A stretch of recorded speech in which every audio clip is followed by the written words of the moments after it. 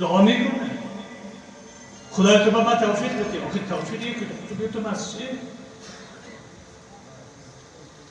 و همینطور سایر کارهایی فرمود این کنت تعمل بما امرناک، اگر آن چیزی که پیغمبر و شما دستور داده که دستور پیغمبر دستور خداست، تمام مسلمان ها، تمام علمای اسلام معتقد به اینه که چون خود خدای متعال در قرآن میفرماید و ما ینطق عن الهوا، درسته؟ این هو الا وحی یوحی، پیغمبر از پیش خودش چیزی نمیگه.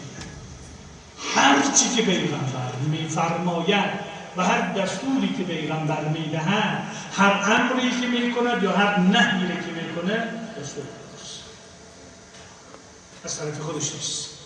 همه اینا مورد کنید.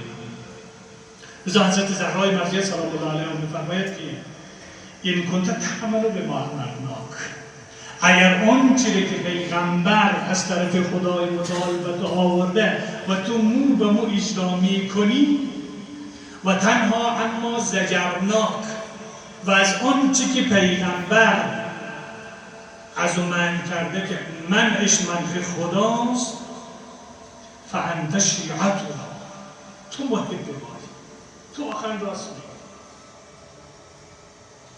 خدا فرمود غیبت نکن. ایحب احدکم ان یأکل لحم اخیه میتا فکرهتموه.